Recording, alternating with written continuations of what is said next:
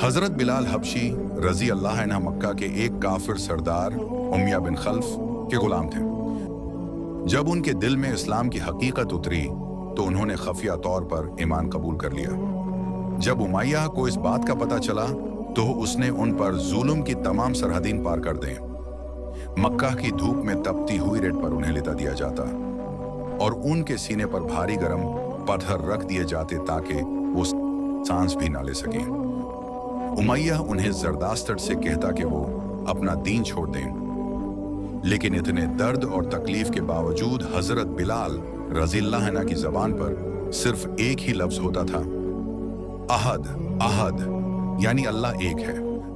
जब हजरत अबू बकर सदीक रज़ियल्लाहु अन्हु ने उनके इस बेमिसाल ईमान और सब्र को देखा तो उन्होंने इमिया को एक बड़ी रकम अदा करके हजरत बिलाल रज़ियल्लाहु अन्हु को खरीद लिया और अल्लाह की रजा के लिए आजाद कर दिया।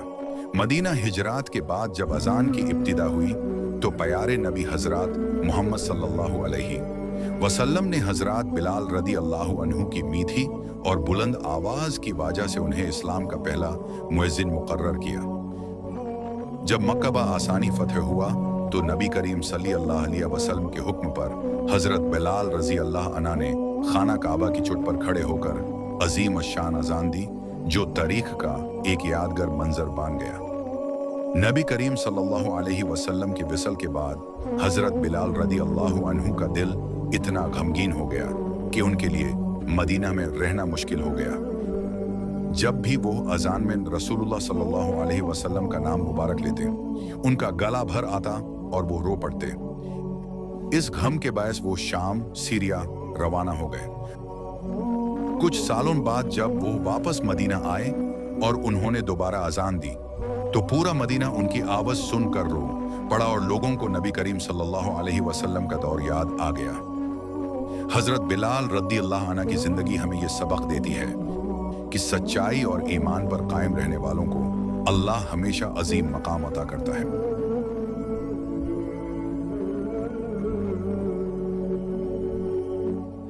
नबी करीम हजरत मोहम्मद सल्लल्लाहु अलैहि वसल्लम की पैदाइश आमल फील हाथी वाले साल में मक्का मुकरमा के सबसे मुमताज कबीले कुरैश के खानदान बनु हाशिम में हुई। आप सल्लल्लाहु अलैहि वसल्लम की पैदाइश से चंद महीने पहले ही आपके वालिद हजरत अब्दुल्ला का इंतकाल हो चुका था, इसलिए आप सल्लल्लाहु अलैहि वसल्लम में पैदाइश यतीम थे।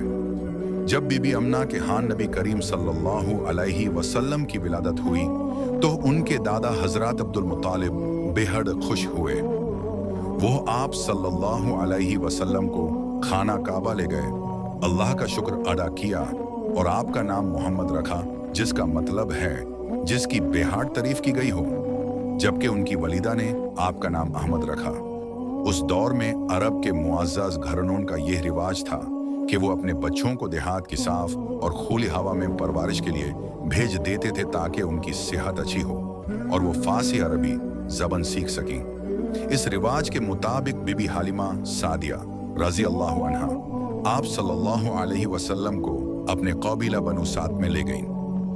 बीबी हालिमा सादिया रज़ी अल्लाह अन्हा के घर जब से आप सल्लल्लाहु अलैहि वसल्लम तशरीफ लाए, उनके घर में बरकत ही बरकत फैल गई। उनके मवेशी ज्यादा दूध देने लगे और उनकी तंगदास्ती खत्म हो गई।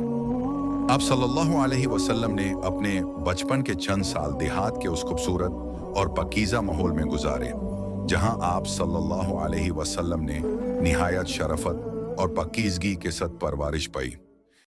जब आप सल्लल्लाहु अलैहि वसल्लम तकरीबन 6 साल के हुए तो आपको उनकी वालिदा बीबी अमीना के सुपुर्द कर दिया गया।